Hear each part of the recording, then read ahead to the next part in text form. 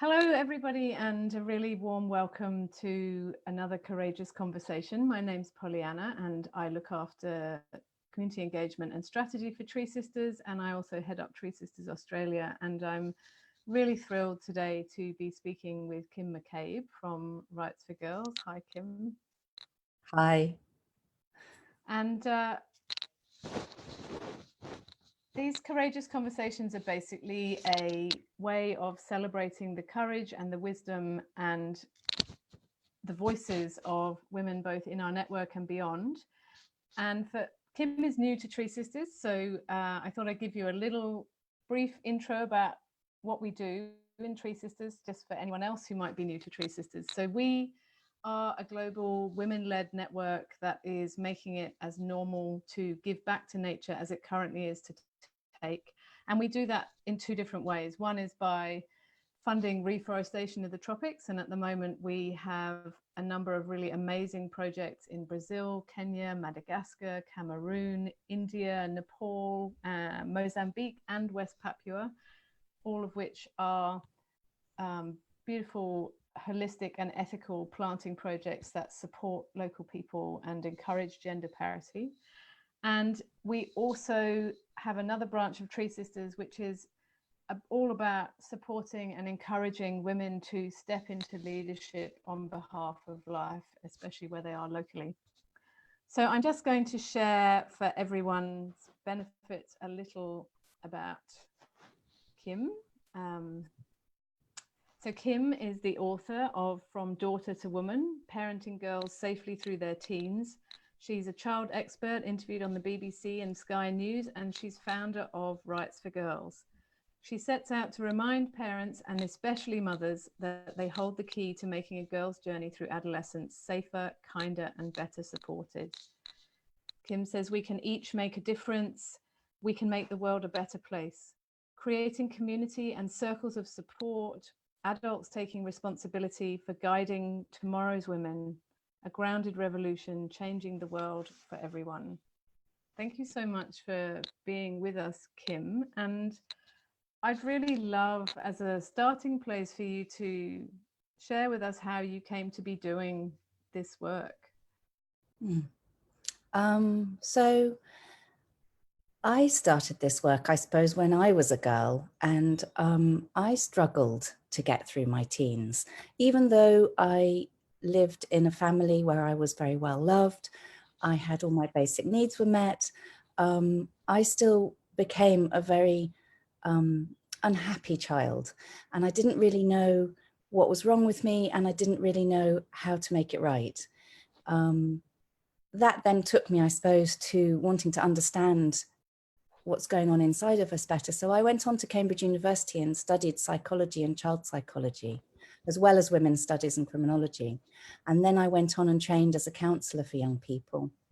And I worked in a young people's information and counselling service in Cambridge called Centre 33, and started to listen and hear the stories of many young people who were struggling with their lives, suffering from anxiety, all kinds of different ways of coping. Most of them involved some form of self-harm or another, and realised that actually, if we're going to do something, if we're going to we have to start younger. We have to start younger than the teen, because later on in life, I actually worked with women returners to work and with managers, helping them to manage their stress and run better businesses, and with entrepreneurs in their first year of running their businesses. And I saw that a lot of what the adults were struggling with in their adult life, their difficulties with managing to bring into, to realize their dreams, to be able to do in life what they wanted to do, the problems that they were facing often took root in their teen years. So I kind of thought, okay, so let's work preventatively. If we're going to do that, we've got to go back to when we're all before our teens.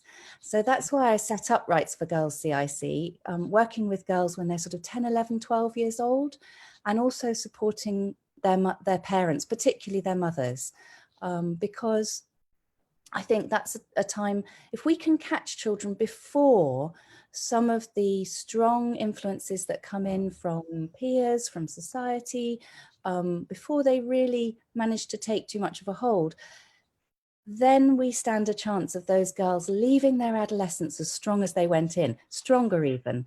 So that's why I started my work, which is now about not quite 10 years ago, started running small groups for girls, called Girls Journeying Together groups. And they come to my home. We meet in my sitting room. So we create a kind of a safe and warm and homely environment where they come together. Often they've never met each other before. And we meet monthly for a year so that the girls get a feeling of what monthly feels like. And they're guided, they're mentored by their facilitator, who will create the kind of space where they don't have to change anything about themselves to fit in. They belong already. And for many girls, they don't have that experience anywhere else in their lives at that time. So they make friends for life. But also in that course of that year, what we do is very practical. We prepare them for puberty. We teach them what they need to know and what changes to expect. They share their hopes and their fears. And girls are starting, well, children of all ages, but as children enter adolescence and puberty, they start to feel their feelings more intensely, but they don't have the tools yet to know how to manage those feelings. So that's a very strong thread that goes throughout the year, of giving them experiences of different ways of managing their anxiety, managing the intensity of their feelings. They also learn how to support each other. So after that first year, we continue to support them right the way through their teens, and they become a circle, a sisterhood amongst themselves, that they then help each other right through the teen years. And of course, around them is the circle of their mothers. So they have a circle of adults who are also supporting them. So there's this sense of community, creating community, safe community, where they feel guided and supported as they make that transition into adulthood. Yeah. Beautiful. My weepy perimenopausal self I'm tearing up at what you're saying, because I know how much I could have used that personally as a girl, and especially as a teenager. So, and I'm really seeing the thread of that girls who are held in that way would be able to then be women who live in that way, and how much that leads to sisterhood amongst women as well, which is so important. So I'm really curious, because I know that you yourself have got 3 children and that you had 2 boys, why it was that you landed on girls and not just children. Why girls? So when I was pregnant for the 3rd time, our first 2 children were boys. People said, "Oh, are you trying for a girl?" And I was like, "No, we want another child in our family." And then she was born, which was the most incredible experience, actually, because she was born very fast. So it was just me and her. And no midwife. My husband didn't make it back in time. I sent the boys upstairs to look after each other. And so this little girl arrived in my arms, and I looked down at her, and I suddenly felt this incredible sense of responsibility. It's like, oh my gosh, I need to make the world a better place for her to grow up in. I want for her experience of growing up to be different from mine. And whilst of course I had that feeling with my boys, I've never been a boy, and I watched them growing up, and they were very different. They are very different to how I was. Whereas there was something very different about having a girl, and I felt personally responsible for changing the whole world that she was growing up in. And I have to say, actually, that it was something I noticed from my very first pregnancy. I studied, initially I studied economics. So I read the newspapers, I was very active, I was very involved in what was happening in the world. The moment I was pregnant, I couldn't even listen to the radio, let alone watch the news. Suddenly, I felt deeply affected by everything that was going on, but so affected that I really just, I couldn't bear it. It paralyzed me, actually. I felt overwhelmed by my own grief, my own worry, my own feeling of powerlessness. And so I'd actually been quite a few years by the time she arrived, kind of pretty much absent from the world out there. I was really tending my own little garden, my own little family, trying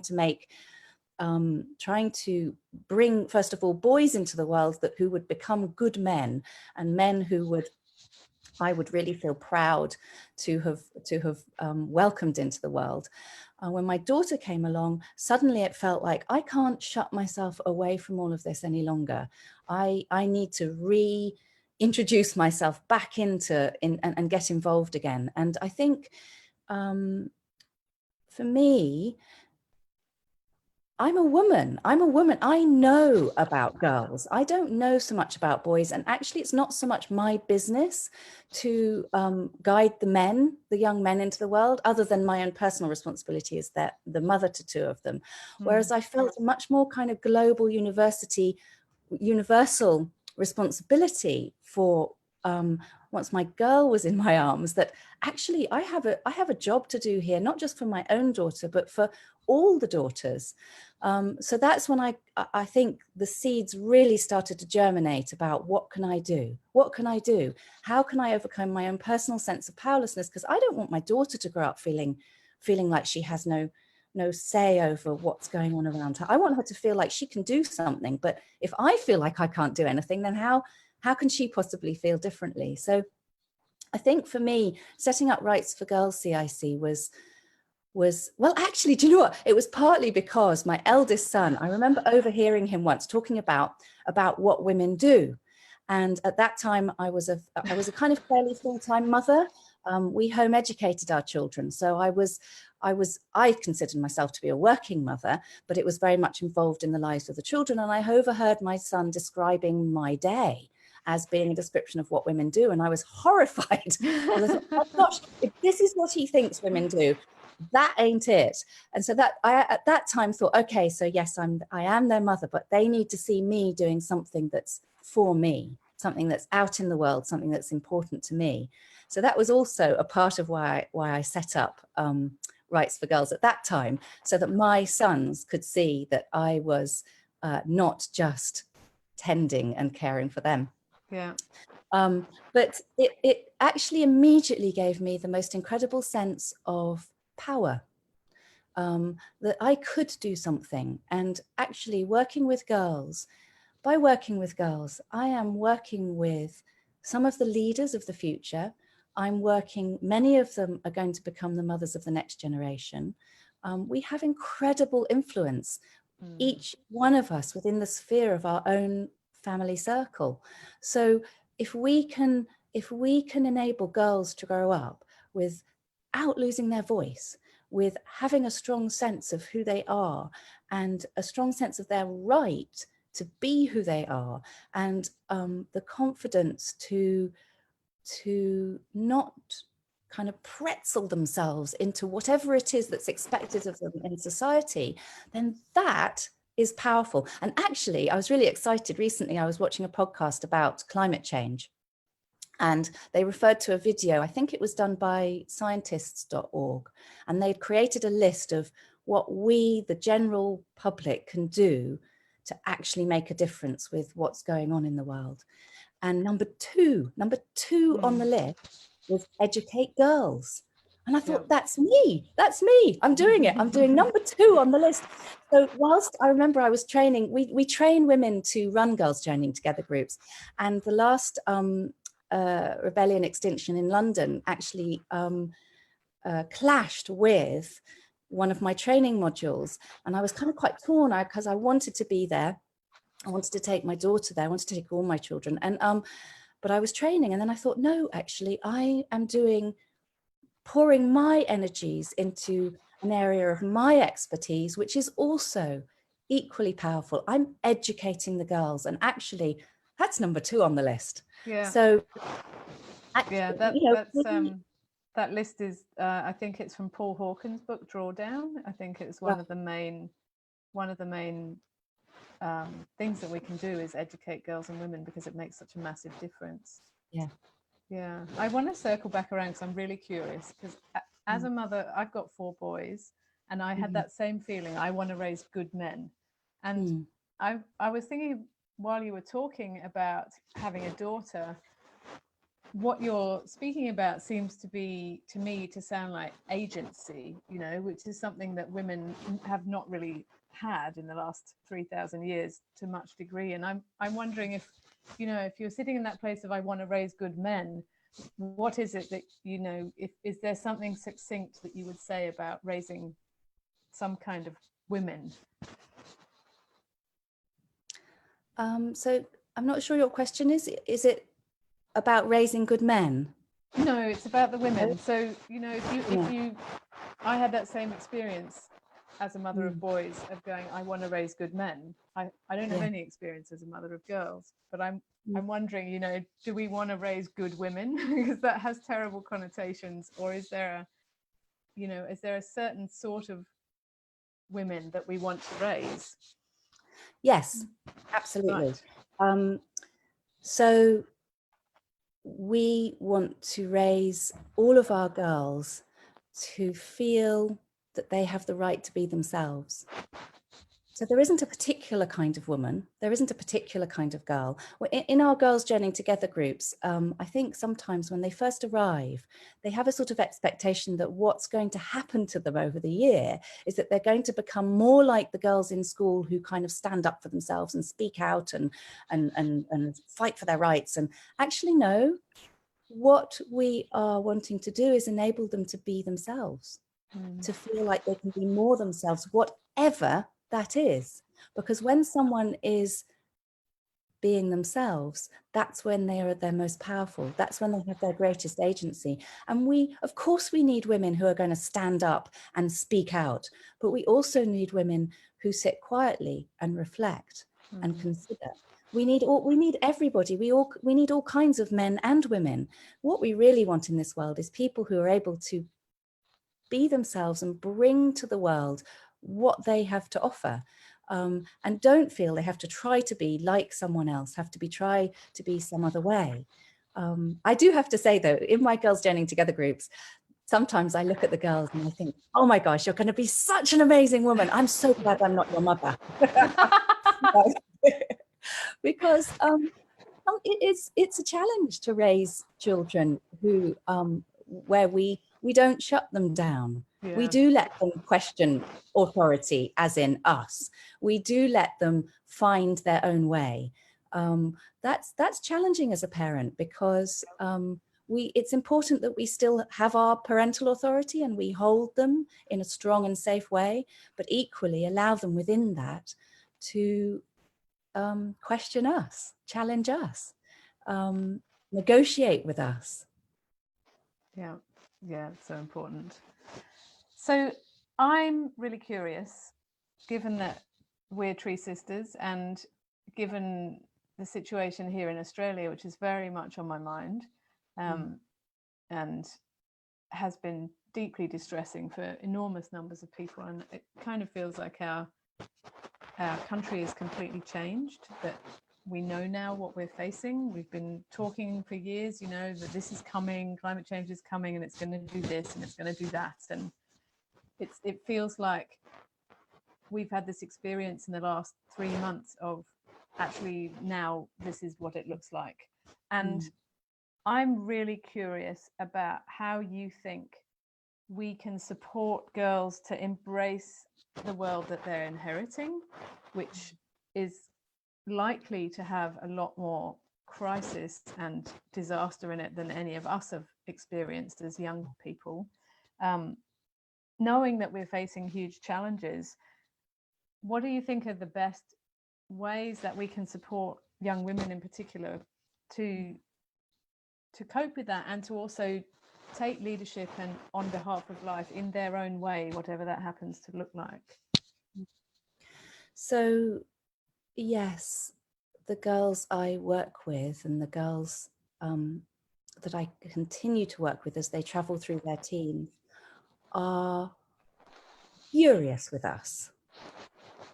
And they are also really scared, really anxious about what they are inheriting. I think there's two main ways that we can help them. The first is we are their role models. they look at us and they see, this is what it means to be a woman in the world. So we need to ask ourselves, first of all, am I a good advert for womanhood? Does it look good? From, when a girl looks at me, does it look good? Does she want to grow up to be like me? Not like me, but have the kind of life that I have. And I think for many women, we live in a very disconnected and disempowered way. Whether it be that we're kind of running around trying to do too much. And so what our children and the children around us see is someone who is overextended, who is stressed, who is not looking after herself well enough, who doesn't have enough fun, doesn't have enough time for friendship. That doesn't look great from where they're sitting. So that's the first thing, is for them to see us taking charge of our own lives. The first world is us. If we're not tending and taking care of our own first world, meaning our lives, our bodies, how can we begin to make a difference or think that we can do something to our larger world? And I think this is something that we as women really need to address, because I think often we're very good at taking care of other things, other people, and neglecting ourselves. And that's like neglecting the planet. So I think the first thing is that we need to tend our own garden. We need to actually really take responsibility for our own well-being, our own physical well-being, our own mental and emotional well-being. And the thing is we do know how to do this. If I ever feel like I'm not doing so well at it, I always ask myself the same question. I say to myself, what do you know that you don't want to know? And that usually gives me the answer of what I need to do for myself to make my life better. So that then I'm a good role model for all the girls around me, and they can see that I am now well-resourced within myself to then turn my attention out to my larger world and think, okay, what do I feel moved to do something about? Because every little step, every little thing that we do is going to make a difference. And the thing is if every single person, the billions and billions of us, is each doing the little bits and pieces that we can do, that's going to make an enormous difference. So rather than concentrating first of all on making big changes in the world, to scale it all back and think, okay, so what actually do I have an enormous amount of agency over? First of all, it's about me and my life. Then it's about all the people who I have a connection with. And that I really, rather than staying stuck in the feeling of powerlessness and disconnection with what's going on, I connect with it. But when we connect with it, we feel it. And that's hard to do. It's so much easier to just be busy, busy, busy and not allow ourselves to stop and feel the tragedy of what's going on. And when we feel the tragedy, then those feelings can actually motivate us. They can guide us and motivate us into what we can do. So that would be my first thread is for myself. The second would be working with the girls. But did you want to say something? I did. I'm really interested in your thoughts on the impact on our girls or our children in general if we are allowing ourselves to feel the tragedy of it. Because, like I know, for example, that if I'm distressed, it distresses my children. And some of the time I can't help being distressed, obviously. And I have tried to explain to my children that, this is why I'm upset and, I need to feel this and whatever, but they're still destabilized by it. And I'm interested in your thoughts around the impact of our distress on young people in a way that is, how do we do that in a healthy way? Yeah, so I do think that as adults, it is our responsibility to have an awareness of the age of the child who is in our company. Obviously, the younger they are, the less able they are to bear the distress of an adult. Equally, I think it's also very important that we don't protect them from our feelings, because we're not actually protecting them from our feelings. I think we've had this time that children their feelings aren't as strong as ours, and they absolutely are. And if they only ever see adults seeming to just cope and Most of the children I work with say that they very rarely see their parents weep or rage or feel very anxious. Most of what they see their parents is stressed and taking it out on them is how they perceive it. So that's often a very that's a muddied way of us sharing our feelings with them. It's a muddied way of them experiencing maybe what's kind of going on underneath, but they can't make sense of that. Far healthier for them is to actually see us genuinely distressed about something, weeping, raging, not taking it out on them, not being stressed and anxious and actually kind of burying our feelings through kind of busying ourselves or taking on too much, but actually spending time having a response. But then, of course, remembering all the time that we model to them, all the time they're watching us. Oh my gosh, children, if we think that what we tell our children has much of an impact compared to what we do, that's way more powerful. So actually for them to see us distressed and then recover from it and to watch us, what we do, how do we take care of that distress? What do we do? And everyone's different, and whatever's appropriate in that moment is going to be different. Do we reach out for someone else? Do we get busy and do some research and get active and see what we can do? Do we just have a warm bath and hold ourselves while we just feel those feelings? And then, like weather, feelings pass. They pass through us. If we don't hold on to them, if we actually give them a bit of time and attention, they move through us and can actually then move us into action. So if children see us being able to use our feelings and to guide us in what matters to us, what we care deeply about, what we want to be putting our energy into, then they're going to copy us. They're going to think, oh, okay, that's what I do with my feelings. I don't numb them. I don't go online to numb my feelings. I don't go to the biscuit barrel to numb my feelings. Because look at my mum, look at my dad. They are deeply distressed. And so this is what they did. They listened to some music that really matched their feelings. Then they got on the phone to a friend and they had a rant. Then they wrote a letter to their local MP. Whatever it is, they will copy us. So we tend our own garden first. We set a good example. And for many of us, we weren't taught how to do it. So we have to learn for ourselves. And this is where organizations like Tree Sisters can be incredibly powerful, because you provide people with ways of connecting, of forming communities, of being able to marshal some of those feelings and that energy and put it to good use.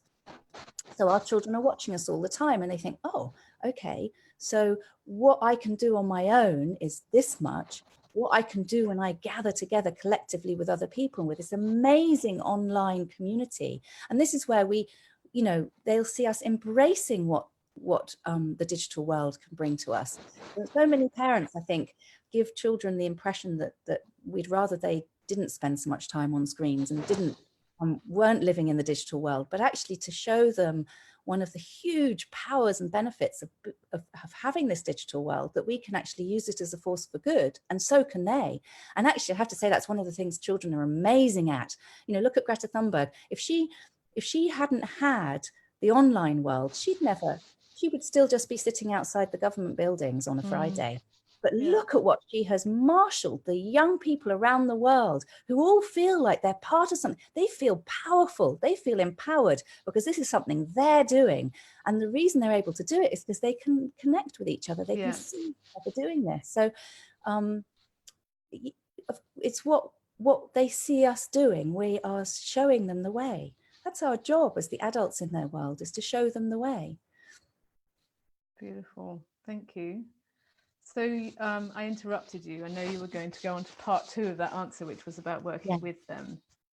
Yeah, so in the Girls Journeying Together groups that we run, a really powerful thread right the way through the year and beyond is working with young people in how to manage their feelings. I think it's something that actually isn't part of what's on the curriculum at school, but in actual fact has one of the most powerful impacts on a young person growing up and their potential as an adult, is their ability to be with their feelings and then work with their feelings. So we see it as an incredibly important part. And of course, you can only offer what you have received yourself. So in fact, when we train women to run Girls Journeying Together groups, it's a very intense training, but effectively what we say to women is you will emerge from that training as the woman that the 11-year-old girl that you once were needed in her life. So what we do when we work with the girls is we give them an experience of all kinds of different tools, different ways of working with feelings, because what works for one person doesn't necessarily work for another. So they need to have a whole toolkit. And of course, as they get to know each other, they come to really trust each other, and they will share with each other some of what works for them. So, you know, you never know from month to month what the girls will bring. And, you know, someone might turn up and they're managing incredible grief. Their parents have just separated, or granny has died, or worse still, pet dog has died. And so that's a wonderful catalyst for then the whole group sharing all their griefs, because too often children are not allowed to grieve. We exclude them from funerals, and we kind of want them to just, we kind of assume that children are really resilient, and they are, but we don't give them the opportunity. So they get in Girls Journeying Together group the opportunity to express how they feel and to share with each other. I mean, some of the stories are so delightful. Like there was one girl who said, so I make myself a hot water bottle, and then I get a journal and I go into the airing cupboard and I shut the door. And then that whole group kind of went, I'm going to try that. And I got these messages from mums kind of going, did you tell my daughter to climb? She's asked me to take all the blankets out of the airing cupboard. Tell her to do that. So what's delightful is they share some of their quirky little ways that they have developed, that they have already found for themselves. But what we do is we help them to make it conscious, because children actually do naturally know how to take care of themselves.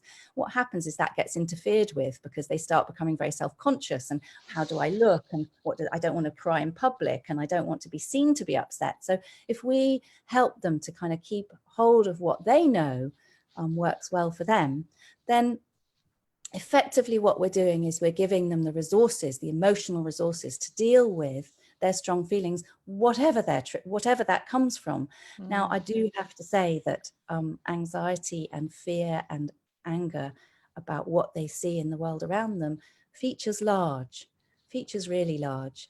And that's partly because they're aware of it, which actually is no bad thing. Again, you know, the digital world is bringing them an awareness, which maybe we as the children, when we were growing up, we grew up blissfully unaware.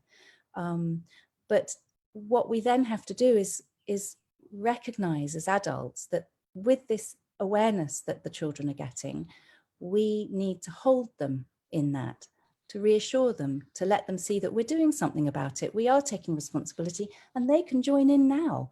There's nothing like doing something to make them feel better, to feel empowered. So finding ways that children can do something, even and you know, that for us, I remember when one of our children got very distressed about it, we had a family meeting and we said, okay, right, so we have an enormous amount of control over what happens in this house. What are we doing in this house that is helping, and let's do more of it? And what are we doing in this house that isn't helping, and how can we change that? And everybody came up with their ideas and got more engaged. And I think it did ease that feeling of, what can I do? What, you know, I'm 9 years old. What could I possibly do? And instead, that's a wonderful idea. Yeah. I'm curious, you know, because I've heard young people repeating a couple of things, that one of which is, I wish I was never born because the world's dying.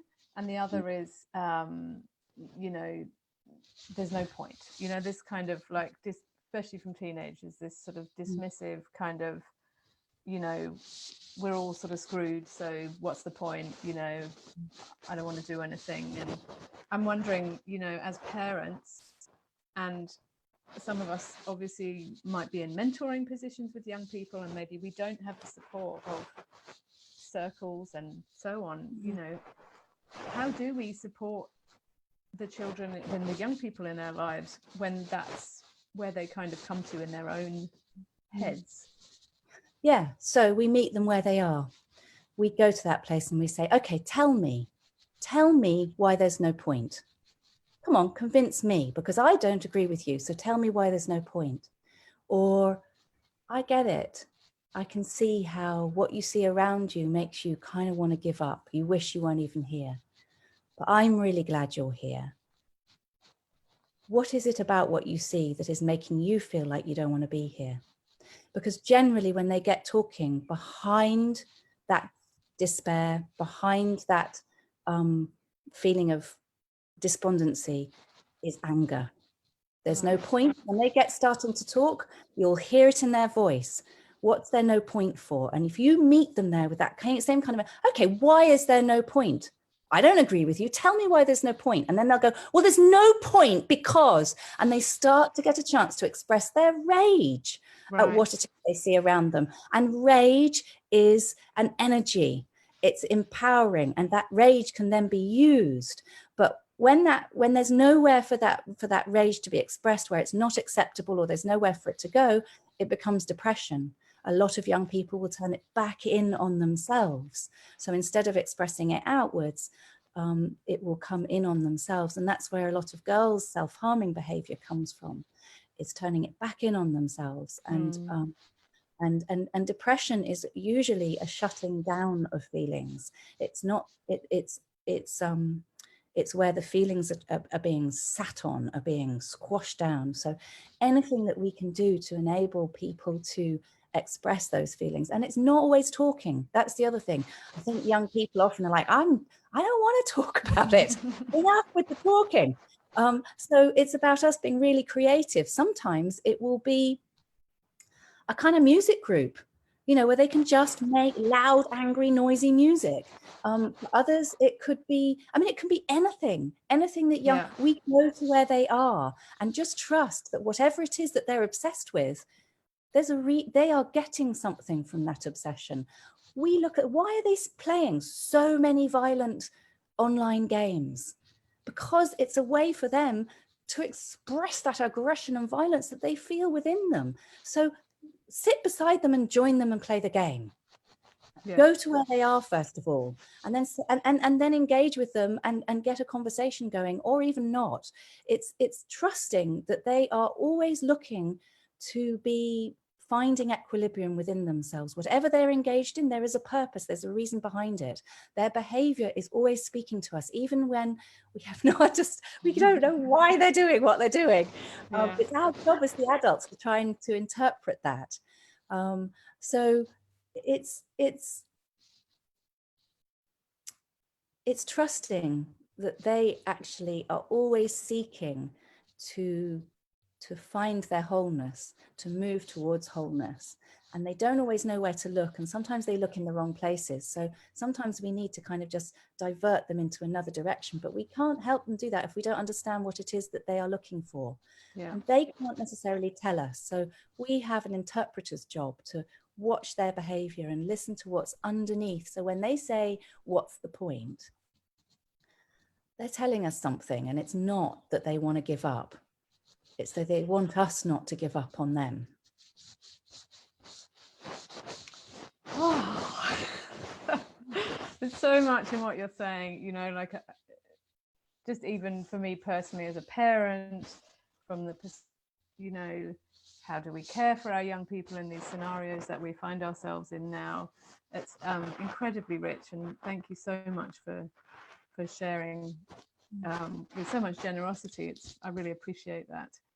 There's one more thing I'd like to pick up on, which is, what do you think about the idea of leadership? So in terms of introducing it to young women, we talk a lot in Tree Sisters about supporting and encouraging women into leadership, and that is about women finding, you know, what's theirs to do and really stepping up into that. And there's a part of me that feels like, you know, the young people that are inheriting our world as it is right now have got a huge journey ahead of them and a massive amount of work to do.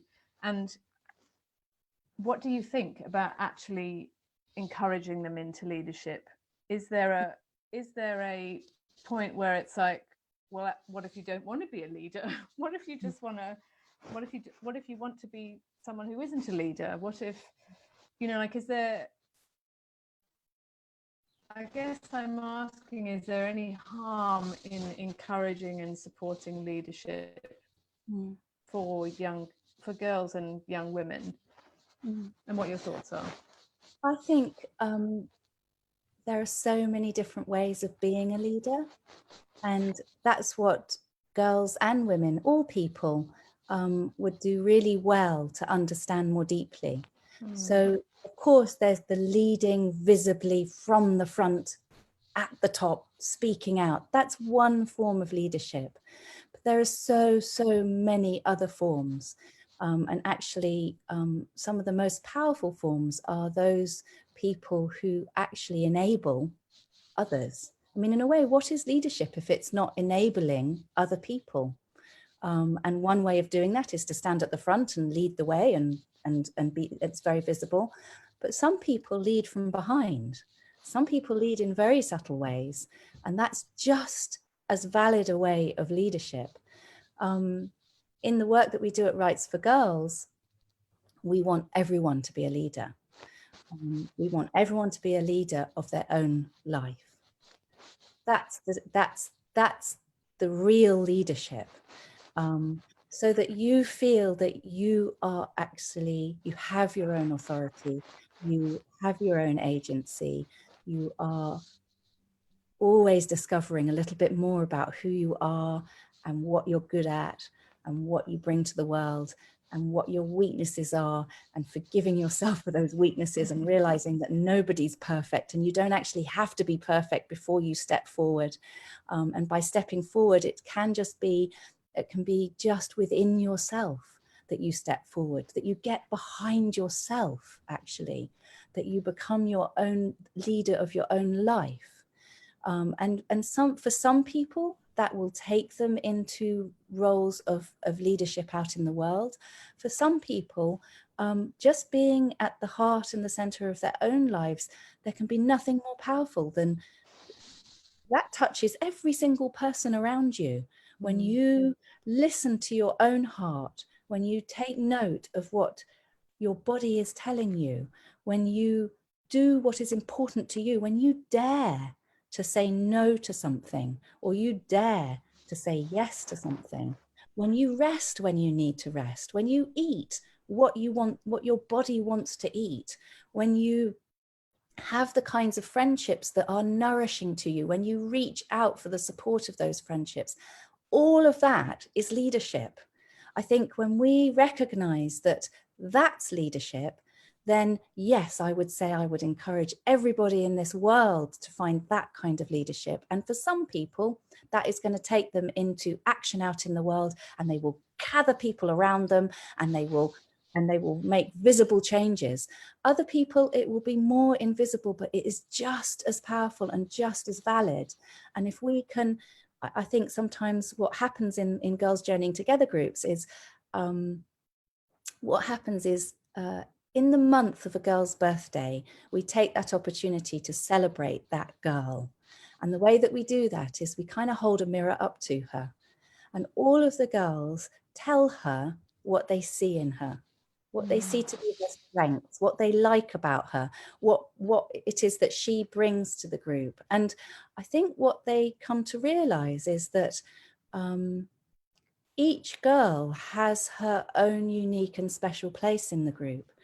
And by doing that, not only does each girl come to hear how precious and important she is in that group, and how she's seen for who she is, but also the girls in doing it also recognize that sometimes if they pause to think, that girl who maybe they didn't think they knew very well or didn't get their attention they actually do deeply know her, and they do deeply acknowledge and value what it is that she brings to the group.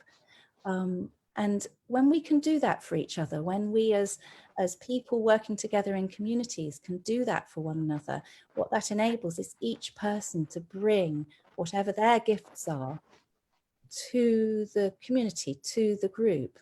And of course, when we work together, we can always do more than when we work alone. Yeah. But some people are loners, and that's okay too. Some people, we have our world's natural introverts, and they do far better to go off on their own, do stuff, think about stuff, and then report back to the group or just feed back in. We don't all have to be like each other. And when we're all allowed to be different, then we are truly leaders. We are leaders of our own lives, and we can lead in the world in the way that we best can. I'm so inspired. I feel so inspired by everything you're saying, and I've got millions of questions, but we're running out of time. And we usually finish, and I'd love it if you have something with whatever message that you would like to give to the Tree Sisters Network, in terms of, what would be your parting message of what's most important in terms of supporting our girls at this time? So follow your heart. Today and tomorrow and the next day what it is that you can do to make a difference. And if you're not sure, just spend 5 minutes sitting under a tree, asking yourself, what is it that I can do today? For anyone who's been inspired about hearing about Rites for Girls, we are always looking for more women to train with us to bring this work to the girls in your community. My vision is that we have girls journeying together groups in every town and city of the world. And a bit like yoga, everyone's heard of it. Girls grow up expecting this kind of support because it's very powerful. But for the mothers of this world and the fathers of this world, go on a mother-daughter date. Spend one-to-one time with your child. There's nothing more powerful than an adult choosing to spend their spare time with you as a child. You feel better. And when you feel better, then you can be yourself more. So we actually know everything that we need to know.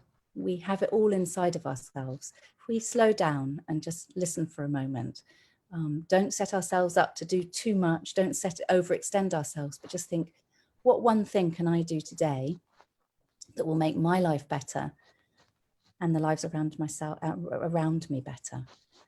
And if we're all happier, we'll all be happier. And from that place of we are well resourced then to focus on what's really important. And we do know what's really important.